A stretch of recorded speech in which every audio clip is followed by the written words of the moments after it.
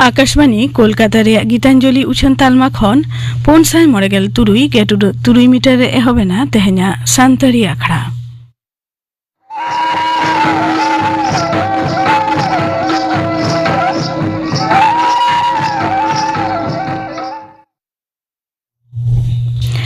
एतहब रेदो आजम ताबुन पे अनिल बरन हेमब्रम और साउथेन को सापरावतेना दंग सेरेन रेदो पुतुलमुनि हेमब्रम और पानमुनि हेमब्रम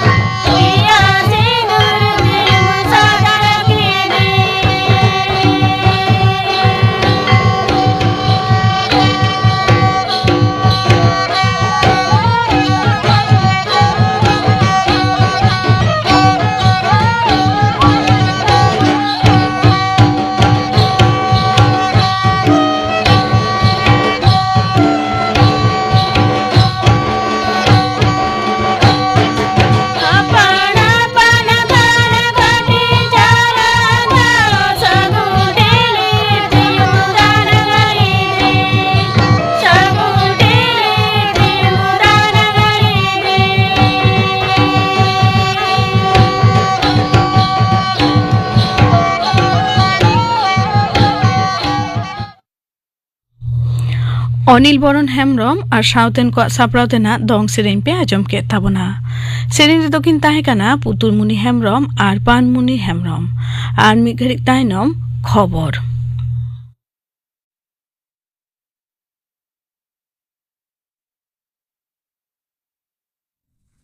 आकाशवाणी कोलकाता खबर पढ़ावी अलक सरेन तुरुई माहारेया ओडिशा पनत सांघारते सेनाकान तेसार माहारे दिसम गंके मानतीय द्रौपदी मुर्मू पुरी रेया श्री जगन्नाथ मंदिर रे तेहें गड़ जोहार आकादा इना तायम मानतीय मुर्मू दो आजा आपड़े जिला मयूरभंज रेया रायरंगपुर ते मोहडाव आकाना ओंडेना मोहुल डिही रे मिदटeng हाले गे तैयार आकान हॉलिडे होम रेया ए उठाव आर सरकारी गर्ल्स हाई सेकेंडरी स्कूल रे ᱧᱩᱢ ᱩᱨᱩᱢ बेलहांती गाताक रेन लीडर भांजो सुनाराम सोरेना मिद मेड़ मुठाने उठेव सागुना तारासिंह बेड़ा माननीय द्रौपदी मुर्मू दो रायरंगपुर कलेक्टोरेट स्टेडियम रे हड़मो सावार सेचेद खेलोंड और बेलहांती गाताक उतनवाना आयमा गोटांग पांथा कोरेना ए उठेव सागुना पश्चिम बांगला पनत रे एसआईआर मेने भोटार लिस्ट रे सहार सुधरावनी कामी दिसे आपत्तियाना कथा राकाब काते बाचन कमिशन विरुद्ध रे तृणमूल कांग्रेस मुखिया ममता बनर्जी और दल रिनी एमपी डेरेक ओ ब्रायन होतेते दिसोम रेया सिरा अदालत रे दाखिल लेन मामला को रेया तेहेñ सुनानी होये कना सुप्रीम कोर्ट रिनी सिरा विचारिया मानतान सूर्यकांत विचारिया जयमाल्य बागची और विचारिया विपुल एम पांचालिया बेंच रे पनत मुख्यमंत्री कुकली से सवाल कोरिया दो अनजीबीय सेम दीवान साब राकाब काते मेन कदा जे एसआईआर ᱧᱩᱛᱩᱢ पश्चिम बांगला पनत रे बाचन कमिशन दो भुआ भोटारा ᱧᱩᱛᱩᱢ गेट गिडी का बदलते गड़सा लेकाते जथात भोटार को ᱧᱩᱛᱩᱢ होय गेट गिडी कात कना और नोआ कुकली लेकाते सिरा अदालत दो बाचन कमिशन बक्तव्य खोज कदा नोते माइक्रो ऑब्जार्वर बाहली इदिकाते पनत सरकार दो बाचन कमिशन बांगे गड़ो सफेदे कना मेनते बाचन कमिशन रिनी एनजीबी राकेश द्विवेदी लालिच कदा आगाम नोटिस तालाते बांग बाडाय होचो काते ममता बनर्जिया पिटिशन लेकाते तेहेñ सुनानी कोरावाकान रे बाचन कमिशन दो आरहों किछुगान अक्तोय खोज कदा एसआईआर इदिकाते मामला रेया तायम दाराम सुनानी दो दाराकान ओते माहा मेने सोमवार हिलो दोहो आकना नोते एसआईआर विरुद्ध रे पनत मुख्यमंत्री सुप्रीम कोर्ट रे मामला कोराव का दो संविधान बांग मानाव अपनाव रेया बाड़ी निशान गे कना मेनते बीजेपी रिनी पनत पार्षद मानतान श्रमिक भट्टाचार्य तेहेñ नवा दिल्ली रे खबरिया कोठेने लालिच कदा मानतान भट्टाचार्य दो पश्चिम बांगला पनत साव साव दिसोम रेया गेबार गोटांग पनत रे एसआईआर रेया कामी तोंगिया कान रेहो ओना को पनत रे मुख्यमंत्री को दो एसआईआर दिसे दिल्ली रे बांग को धरना दुरुब कदा और चेदा से संविधान रे क्रिया आतांग काते रहो मुख्यमंत्री दो तेहेñ बाचन कमिशन लेकाना सांविधानिक गावता अंजरा कथाते रड़मागा लेकाना ओनाते पश्चिम बांगला पनत रे नित गणतंत्र एकाल रापुद उतार कना और संविधान रेया अस्तित्व हों मोहर मेटाव कना मेनते श्रमिक भट्टाचार्य लालिच कदा दिन कालम फेब्रुआरी चांदो रेया गेपे माहित खन जारी लेन मणिपुर रे राष्ट्रपति शासन दो तेहेñ खन तुकम दोहो तहन कना केंद्रीय स्वराष्ट्र डिपार्ट होतेते तेहेñ मिद नेतेल उछेन काते मेन कना जे संविधान रेया 593 धारा रेया आवतारे दिसोम गंके माननीय द्रौपदी मुर्मू तेहेñ खन मणिपुर पनत रे जोआव लेन राष्ट्रपति शासन रेया अन आरी दोय तुकम दोहो कदा केंद्र सरकार दो दाराकान मार्च चांदो भित्रीते दिसोम जाकात रे नक्सल मेने ललो हातांगिया कोवा कामकाजे मुचाद का नामेनते केंद्रीय स्वराष्ट्र डिपार्ट रिनी सहेद मंत्री मानता नित्यानंद राय तेहेñ पनत माडेर दुपुरुब रे मेन कदा और दिसोम खन नक्सलाना कामकाज हापिद दिसे सरकार दो बांगे आपोसा और नोआ बाबद सरकार दो 10,000 करोड़ आयमा गोटांग नापाय पांथा कोय सापड़ाव कना मेनते हो मानतान राय सदर कदा पश्चिम बांगला पनत मुख्यमंत्री ममता बनर्जिया आयुरतेना सरकार पनत रे केंद्र सरकार आयमा गोटांग पांथा से प्रकल्प को जोआव का रे बेरथावाकान होतेते ने हड़ को ओना को पांथा रेया नापाय अर्जो नाम खन को छुडरक कना मेनते बीजेपी पनत माडे रिनी एमपी श्रमिक भट्टाचार्य दाबी कदा नितरेन तृणमूल कांग्रेस सरकार दाराय तेगे पश्चिम बांगला पनत रे आदिवासी और बेलहांती गांताक रेन मानमी को आयुष्मान भारत प्रधानमंत्री जन आरोग्य योजना प्रधानमंत्री फसल बीमा योजना लेकाना पांथा को रेया सुविधा खन को छुडरक कना और पश्चिम बांगला सरकार ओत हासा बांगे एमक कान होतेते रेल रेया 5 गोटांग पांथा से प्रकल्प को अटकाव कना मेनते हो श्रमिक भट्टाचार्य लालिच कदा केंद्र सरकार होतेते सदर कना जे दिसोम जाकात रे साइकाड़ा रेशन कार्ड कोगे डिजिटाइज माने कम्प्यूटर रे राकाब सत होये कना और आरे साइकाड़ार खन हो जास्ती रेशन कार्ड कोगे आधार साला सेलेद का होई सत कना लोकसभा मेने देश दरबार दुपुरुब रे उपभोक्ता जमा दुरीब सार्भार साताम रिनिज सहेद मंत्री निम्बुबेन बामभानिया मिद कुकली रेया तेलारे मेन कदा जे मारांग मंत्री मानता नरेंद्र मोदी दो दिसोम रे जमा इदिकाते सानाम कोवा निरापत्ता एम रेया दो जतम खन बाड़ती गुरुत्वय एम कावदा और ओनाते प्रधानमंत्री गरीब कल्याण अन्न योजना पांथा तालाते दिसोम रेया जतम पनत और केंद्रवा शासनतारी रेया टोठारे 1 करोड़ खन हो जास्ती मानमी बिन गनंगते रेशन रेया जमा दुरीब को नामेद कना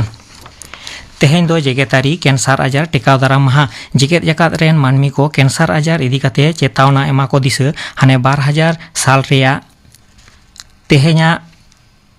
माहा मेने फेब्रुआरी रेया 4 माहित दो विश्व कैंसर प्रतिरोध दिवस लेकाते पालाव हिजुक कना केंद्रीय हड़मो सामार और घारंज भलाई डिपार्टमेंट मंत्री मानतान जगत प्रकाश नाड्डाय मेन कदा जे कैंसर आजार खन को फरियाव रुवाड़ाकान मानमी को सानाम लेकाना गड़ो सपोहद एमा को दिसते सरकार दो दिसोम रेया झोतम जिला करे कैंसर डे केयर यूनिट थापन बेगर कैंसर रेया रान मुरगान को चेतान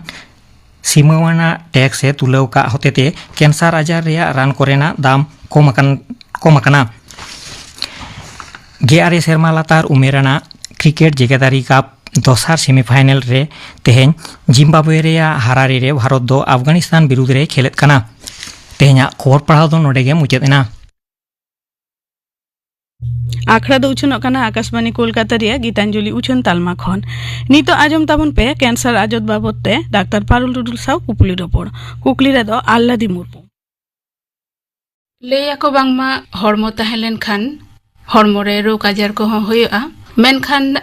हड़मो नापाय दोहो लगी ओना रोग आजार को बाबते कटी बाडाय ताहेलेन खान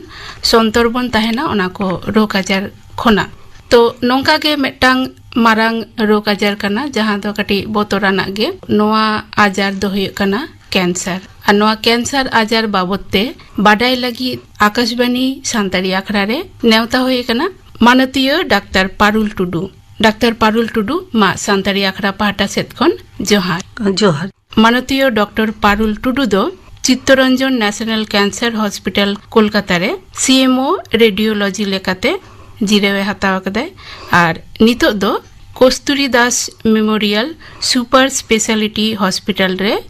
सोनोलॉजिस्ट लेकाते मेनाया मानतीय डॉक्टर कैंसर आजार दो चेत कना और तीनो बोतराना कना कैंसर आजार दो नेल लेखान बोतराना कना और बांग बोतराना कना माने कि लाहाते जदि साब लेनखान नोआ रोग और जदि बन टेकाव दाड़ियाआ ताले नोआ रोग दो अबो भितरी रे उनो दो बांग हुइआ मेनखान नेतार जुग रे नोंका लाइफस्टाइल चेंज आकाना अबो भितरी रे नोआ रोग तो बढ़ाओ हासो अड़ी दिन खन हासो अरे मोचा भितरी रे हरता ओकाटा मेना ओंडे घाव हुई कना बांग चाबा कना और हटो रे भितरी से रे ओना ओकाटा जायगा मेना फेरिंग्स बोले ओंडे हासो जहाना हुई कना चाहप कते बो नेल लेखान जे बाना धरे बारिया टॉन्सिल मेना ओना फुलो लेखान अड़ी दिन खन बांग चाबा कना और लुटी करे हुई दाड़ियाआ और माड़ी जे तको मेता ओंडे हुई दाड़ियाआ और नोआ को दो कोड़ा हपना जस्ती हुई कना नोआ दो और डाटा जदि डी धारालोगी तहना साफ की तहना अदो उना डाटा संगे आलांग घोषाव ते अदो ओंडे घा हो बांग चाबा अदो उना तायम दाराम दो उना दो कैंसर ते परिणतोआ और नोआ दो जस्ती कायते हुई कना जे टोबाको लगाइते अकोय दो खोइनी को हतावा मोचारे को भराव दो का ओना जायगा दो बांग सारा ओना घाव लेका मेना माने जाल इदिए हां जाल इदिया दो ओना दो फाइब्रोसिस लेका ओंडेना ओना दो ओना नष्टोआ ओना सेल को दो आडे पासे रे ओना ये आर हो मेना अदो ओनाते पुंड की नेलो कना आरकी अदो ओना पुंड दो तायम दाराम दो ओना दो बांग चाबा अदो ओना दो बढ़ाव तगी चला अदो ओना तायम जतो हर को नेल लेखा जिन मांग नोने खन दो घाव हुई कना सो उडुको कना अदो हॉस्पिटल ले सेन काते अदो नेल चलन खान दो नो अदो बुझो आज तो कैंसर अच्छा मानतीय डॉक्टर ब्रेन कैंसर रेना कथम ले केदा नोआ बाबते कटि ले याला में ब्रेन कैंसर ब्रेन जे टिश्यू मेना ओंडे ट्यूमर होई दाड़िया ओंडे ट्यूमर होई लेखान दो नोआ दो बारे खन बांग बुझो लाते दो होय अदो तो बहुत हासो नोआ दो सिम्टम कना तालाम ते हो थोड़ा गान दो तिंगु रे हो असुविधा हो बैलेंस थोड़ा असुविधा हुआ मेरे हासो हुआ नोआ को जखन बुझा तखन अदो बुझो कना जे बहुत भितरी रे जाना दो हुई कना अदो उना तायम तको नेला जे चेल हुई कना ब्रेन रे एक्सरे काते सीटी काते को सीटी ब्रेन काते को नेल कना अदो उनका ट्यूमर को जाम अदो नोआ दो काटा दो ऑपरेशन काते काटा दो बेसोआ और काटा दो स्लो ग्रोइंग ताहेना उना दो अडी दिन धरे ताहन के उनका गी ताहेना और काटा दो किछु दिन भागे गी ताहेना और रुआड़ हिजुआ ओना रोग दो मानतीय डॉक्टर तिरलो को मुद रे हो जस्ती कायते ब्रेस्ट कैंसर नेलगो कना ब्रेस्ट कैंसर बाबते कटि ले याल में तो नोआ दो जस्ती हुयुग कना 4 बछर चितान रे अकोया उमर मेना तकोआ उनको आगे जस्ती हुयुग कना कम उमर रे को नेलोआ ओना आदो ओंडे दो चे हुयुग कना जे लाहाते दो छोड़ा लंपी फीलिंग हुयुगा आर नोआ दो हुयुगा अकोय गिद्रो को तोआ बाकू न्यू चुकुआ बाकू बापला कना अकोय আর নোয়া দো উনকা থেকে হুইবা আর ব্রেস্ট ক্যান্সার দো জিনগত কারণ হেরিডিটারি হুইবা আচ্ছা বংশগত কানা নোয়া থোড়া দো আদো ওনাতে সাবধান গি তাহেনা আদো একেবারে হুইউ গতো ওনা দো বাং ওনা হবা নোয়া হইলেন খান ঠিকতম বুঝা ব্রেস্ট ক্যান্সার হইলেন খান দো লাহাতে নোয়া দো ওকাটা লক্ষণ কো আজ তিরে জাহানা গাঁট লেকা ফিলিং হুইবা আদো নিপিল কোন ডিসচার্জ হুইবা मायाम गे डिस्चार्ज उडुको करना और हारता चितान रे ना थोड़ा रंग पलटा हारता हो थोड़ा मोटा गे बुझा नोआ को नेल लेखान आदो बुझा आदो नोआ दो कैंसर में ब्रेस्ट जहाना हुई करना आदो ओना हिसाब ते डॉक्टर ठन सेन लेखान डॉक्टर आदो एग्जामिनेशन को ऑला वीडियो को एमा ओना नेलता आदो कंफर्मेशन ऑफ डायग्नोसिस तो हुईबा आर मिटटांग एम लई केदा आयु कुकी रे हो होई दाड़ेया ओना दो चेद लेका आय कुकरे आयमा ऑर्गन मेना vaginas cervix uterus fallopian tube ovary most common दो हुई कना ना जराम दारे माने कुकी रे सामांग रे जो मेना ओना सर्विस को मेता ओना रे जस्ती हुईआ ओना दो हुईआ ओकोया आयमा गिद्र पिद्र हुई कान ताकुआ तारपरे आयमा संगे कु मिला मेशा और इन्फेक्शन हुई दाड़िया HPV भाइरस मिटन मेना ओना लगाई तो हुई दाड़िया और नोआ रे सिम्टम कना जे डिस्चार्ज हुई का जखन मायाम गे उडुकआ और बहु जमाई को मेलामेशा तायम थोड़ा मायाम उडुकआ ओना दो अलार्मिंग कना ओना दो मुश्किल गया लाहाते गे ओना दो नोटिस हुआ धात लेका दा ᱧᱩᱨᱩᱜᱼᱟ और ओका जखन दो कोय बाको मने लेनखान ट्यूमर जस्ती होई लेनखान ओंडे कोन हिरका गी सवा आदो ओना को नेल बाड़ा काते संगे संगे गी ओना दो डॉक्टर ठेन चला हुईआ और कुकी भितरे रिया यूट्रस ओकाटा हुईआ ओंडे दो जस्ती उमर रेन कुड़ी हपन को हुईआ आयो गो को गी ओना दो हुई कान जे मासिक बंदो काना ओना तायम ओना दो हठात एहब मेना कना मायम जो बांग कमो कना आरो कमो कना जस्ती कना नोआ हुई लेखान अदो नोआ दो अलार्मिंग कना कारण ना भितरी रे हो जहाना यूट्रस रिया कैंसर होई दाड़िया और फैलोपियन ट्यूब रे होई दाड़िया और ओवरी कैंसर तो ना दो ओना वंशगत थोड़ा मेना ओना दो बारे खन दो बांग बुझो ᱧᱟᱢᱚᱜᱼᱟ जतो खन गे ओना दो मुश्किल कना जे बारे रे जतो को जला इमा भागे गिया चेरो बांग हुआ हठात को नेला जे बांग लाई तो फुलक कना जहान असुविधा हुई कना आदो टेस्ट बाड़ा कते को बुझो ᱧᱟᱢᱚᱜᱼᱟ जे नोंडे दो कैंसर हुई कना ओवरी रे कैंसर हुई कना आरो जायगा मेना बारे रो हुई दाड़िया ओना दो बारे खन नेल खाल को बुझो दा तो आर हम लेदा जे कुड़ी हपन को जहां होया कैंसर तो ओनाम लेदा वंशगत हो होई दाड़ेया तो नोआ दो तीनो बोतराना कना कुड़ी गिद्रो को गोगो बाबा को जहां गया हुई काना दो उनी दो डॉक्टर ठन बार चला हुई और डॉक्टर सलाह ता हुई रूटीन चेकअप हुई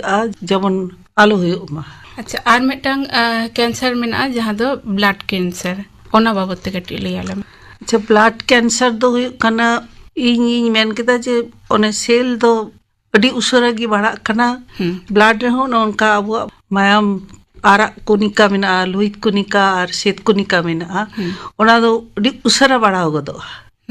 मायाम भितरी तकी जतो हड़मो रे अबुआ ऑक्सीजन दो चला कना नो मायाम रे नोआ सेल जस्ती लेनखान हड़मो रिया रोग प्रतिरोधक क्षमता हो कम गदोआ और नोआ दो श्वेत कोनिका लोहित कोनिका बानार गी ओना दो अबुआ जो हड्डी मेना चिलिंग हड्डी ओना भितरी कोन मज्जा मेना ओना मज्जा खन गे हुआ मज्जा हो उनो उसरा उसरा कमिया दो ओना हासु गी बुझोआ चितान खन दो बुझो कना जंगा हासुई कना डांडा हासुई कना नोंका आदो लंगा गी बुझोआ नेलते अडी लंगा हारों गी नेलो आदो उन जखे की बुझो हुई आदा नोया दो जहाना हुई कांदे नोआ हो की वंशगत बांग नोआ दो वंशगत बांग कना नोआ दो इनका गी हुई नोआ दो इम्यूनिटी सिस्टम फेलियर लगाए थे अच्छा कोड़ा हपन को मुद रे हो कुड़ी हपन को मुद रे हो जहां गोपनांग रे कैंसर को हुआ ओना दो साधारणत बाबन लई सदरा तो नोआ दो तीनों टा विपदजनक कना नोआ दो विपद मा विपद गे जखन रोग जदि बढ़ाव इदिया उन जखन दो अकय बाको थी दाड़ेया हासु जालाते बांखान दो आको निजे गी भितरी रे नोंका अवश्य लई तेगी लई हुआ आदो ओनाते इᱧᱟᱹᱜ साला दो जतो हड़ लगित कना जे रोग एहब लेखान गे संगे संगे आपे दो बिना लजावते डॉक्टर ठन नेल होचो पे बागान दो आतो आतो करे आशा कर्मी मेना कुआ हॉस्पिटल रे डॉक्टर को मेना को प्राइमरी हेल्थ सेंटर रे नेल होचो पे आदो उनको को साला को एमोआ कैंसर या चिकित्सा लगिते मा आडिगे काउडी लगती कना तो कैंसर चिकित्सा लगिते हनय काउडी सेते गड़ो सपोहद नोंकान कोनो हॉस्पिटल रेना कथा से बाडाय मेना गवर्नमेंट खन दो कैंसर रिया आइमा हॉस्पिटल बनाव कना और वेस्ट बेंगल रे जतो मेडिकल कॉलेज हुई कना जतो मेडिकल कॉलेज रे कैंसर डिविजन मेना कैंसर डिविजन ने सेन खान उनको इख्तियार तीना को दाड़िया उनो को कराव दाड़े करावा और ओकाटा उनको फैसिलिटी बनु तो उनको दुको लटू सेंटर को कोल काकुआ और सेंट्रल गवर्नमेंट खन हो नेशनल कैंसर इंस्टीट्यूट आइमा जायगा रे हुई कना अदो ओंडे को सेल खान को ओंडे गड़ो को ᱧᱟᱢᱟ रान उच्च ओंडे की और नुआ कैंसर लगाते मिटन कथा मेना जे कैंसर होइल खान दो आइमा खर्चा रिया कथा होय नुआ उन खर्चा तो बांग कना नुआ कैंसर होइल खान ओकोया इनकम कम गेता कुआ उनको दो prime minister relief fund chief minister relief fund आरो आइमा ओंडे सोशल वेलफेयर डिपार्टमेंट मेना ओंडे को लेया कुआ को जे नय नोडे कोन चला पे संस्था आइमा मेना कुआ कोई को नोआ को हेल्प दाड़िया का नोआ तो पैसा दो को ᱧᱟᱢ गिया और संगी हड़ कोई ट्रेन को हिजुआ उनको दो कंसेशन को ᱧᱟᱢᱟ मिटन कोई रोगी कने रोगी संगे अटेंडेंट मिटन हड़ दो कंसेशन ᱧামা अच्छा अच्छा माननीय डॉक्टर हय चिकित्सा रेना कथाम लई केदा चिकित्सा कते मेटंग रोगी बेसेनाय बेस तायम और की कैंसर ओना रोग रुवर दाड़े बेस तायम दो नो दो फॉलो अप हुई माने डॉक्टर ठेन ओना लाहाते चिकित्सा तायम ते पे चांदो तायम तायम तो को चला डॉक्टर ठेन ओने को नेलो चोआ बिडो चो दा ओना तायम ओना जदी बेसे तहन खाय अदो ओना टाइम दो को बढ़ावा पे चांदो खन तुरी चांदो खन आरो मिट बछर उनका को बढ़ाव इदिया अतो जखन बेस के तहन अदो ने ठीक गया हम तो बेस के मेनामा मेनखान जहाना असुविधा होइल खान अवश्य डॉक्टर ठेन नेल तो अच्छा कैंसर पहिलो स्टेज रेगे साब ᱧᱟᱢ लेनखान ओना तीनटा चिकित्साते सुविधा और लास्ट स्टेज रे सेटर काते बाडाय ᱧᱟᱢᱚᱜᱚᱜᱼᱟ जदि कैंसर कना ओना तीनटा विपदजनक कना जतो जगह रे कैंसर की स्टेज हिसाब तो भाग करना first stage second stage third stage fourth stage ओना दो रोग रिया तीन बढ़ा कना ओना हिसाब ते स्टेज को बनाव कदा ओना स्टेज 1 और स्टेज 2 ओना भितरी ᱧᱟᱢ लखान ओना दो अडी मौज की काटा ट्रीटमेंट हुई ओना दो अडी भागे रिजल्ट ᱧᱟᱢᱚᱜᱼᱟ कोई दो बेस उतरवा होय मेनका स्टेज 3 और 4 और कुन जस्ती लेन खान ओना दो मुश्किल गया दो ओना माने हिजु सेनो खर्चा पाती जतो तिगी ओना दो ये गया और कैंसर दो नोंका कना मिमि हड़मो मि लिका अकोया दो ओना मिटन रान तिगी बेसे गदो कना और ओटा हड़ ओना रान गी ममाय कना उनी दो बा रेस्पॉन्स दाड़िया कना होय ओना दो उनी लगी दो इटा लेका और हो चिंता हुई आदो ओनाते पोइलोते जदि को सेन दाड़िया ओना दो अडी भागे कना और मिटन कथा कना नेतार जुग रे कोड़ा गिद्रो कुड़ी गिद्रो नुकु दो पढ़ाओ कता को सेना कना अदो नुकु दो लाहाते की उनका कैंसर प्रिवेंशन चेलका को करावा ओना दो बाडाई को जरूर कता कैंसर प्रिवेंशन दो जस्ती कठिन जिनिस दो बनुआ थोड़ा कथा बाडाई जरूर जे ओकाटा बुन जमा ओकाटा दो बाबुन जमा चेत बुन करावा है नोआ को जदि बुन दिशे दोहा और कि मने रिया और बुन पालोना ताहले दो अडी भागी कने जेमन डाइट जदि हेल्दी डाइट आबो जम जखन भागे ठीक बुन जमा सब्जी फ्रेश सब्जी नेता जुकरेन गिद्रा पिद्रा कोड़ा कुड़ी जतो फ्रिज रिया बाजार रिया को किरिंग का तो को जमा नोआ रे दो जतो प्रिजर्वेटिव ताहेना नोआ दो आबो हड़मो लगी तो बांग भागे ᱚᱱᱟᱛᱮ ᱱᱚᱣᱟ ᱠᱚ ᱵᱟᱫ ᱠᱟᱛᱮ ᱚᱠᱟᱴᱟᱜ ᱯᱷᱨᱮᱥ ᱦᱩᱭᱩᱜ ᱠᱟᱱᱟ ᱯᱷᱨᱮᱥ ভেজিটেবলস ফল আরকি জম ᱦᱩᱭᱩᱜᱼᱟ ᱟᱨ ᱦᱩᱭᱩᱜ ᱠᱟᱱᱟ ᱠᱤ ᱟᱨ ᱮᱠᱥᱟᱨᱥᱟᱭᱤᱡ ᱠᱚᱨᱟᱣ ᱦᱩᱭᱩᱜᱼᱟ ᱰᱮᱞᱤ ᱮᱠᱥᱟᱨᱥᱟᱭᱤᱡ ᱢᱟᱱᱮ ᱫᱩᱲᱩᱵ ᱠᱟᱛᱮ ᱚᱯᱷᱤᱥ ᱨᱮᱠᱚ ᱠᱟᱹᱢᱤᱭᱮᱫᱟ ᱡᱚᱢ ᱵᱟᱲᱟ ᱠᱟᱛᱮ ᱟᱨᱦᱚᱸ ᱠᱚ ᱫᱩᱲᱩᱵ ᱠᱟᱛᱮ ᱠᱚ ᱚᱯᱷᱤᱥ ᱨᱮᱜᱮ ᱠᱟᱹᱢᱤᱭᱮᱫᱟ ᱟᱫᱚ ᱡᱚᱛᱚ ᱦᱚᱲᱟᱜ ᱪᱮᱫ ᱦᱩᱭᱩᱜ ᱠᱟᱱᱟ ᱡᱚᱛᱚ मोटा ᱜᱮᱠᱚ ᱦᱩᱭᱩᱜ ᱠᱟᱱᱟ ᱟᱫᱚ ᱚᱱᱟ ᱦᱤᱥᱟᱹᱵ ᱠᱟᱛᱮ ᱫᱚ मुश्किल ᱜᱮᱭᱟ ᱟᱫᱚ ᱚᱱᱟ बॉडी मास इंडेक्स माने आमा तीना हाइट तीना वेट ओना हिसाब ते आमा ओना दो मिटन मेना ओना कोन कम गी दो हुआ बीएमआई दो कम तहन की भागी आरकी आर हुई कना बैड हैबिट जे काटा बन निया जेमन टोबाको अल्कोहल रेड मीट नोआ को दो बाको जमगी ठीका सुपारी खयर जर्दा नोआ को टोबाको प्रोडक्शन काटा टोबाको हुआ गुटका नोआ दो बांग जमगी ठीक कना आर नोआ को गी जदि नेतार जुग रेन कोड़ा कुड़ी गोगो बाबा को जतो को आत्मीय स्वजन तीन को मेना को जतो को लय को खान दो अडी नपाय गी हुआ आदो आबो हर भितरी रे कैंसर दो कम को दो ताले होय गिद्रो करे हो कि कैंसर ना लक्षण में गिद्रो को कैंसर री लक्षण मेना तको उनको गिद्रो को दो में दी कैंसर हुई रेटिनोब्लास्टोमा ता दो नो दो बांग नेल जमआ रेटिनोब्लास्टोमा में दो उडुक तुदु कना उनका ल्यूकेमिया हुई दाड़िया ब्लड कैंसर हुई दाड़िया तो कैंसर होय लेनखान मेटांगे उपाय डॉक्टर थेन चला आर डॉक्टरा कथा मतन ते चिकित्सा माननीय डॉक्टर टुडू आम ठेन कोना आदि आयमा कथा कैंसर आजार बाबते बाडाय ᱧᱟᱢᱮᱱᱟ ओना खातिर आयमा सारहाव मायन खान जोहार जोहार कैंसर आजार बाबते डाक्तार पारुल टुडू साव कुपुली रपड़ पे आजम के ताबोना कुकली रे दय ताहेगाना आल्लादी मुर्मू नोआ सावते गे तेहना सानतारी अखड़ा दो नोडे गे मुचाद एना।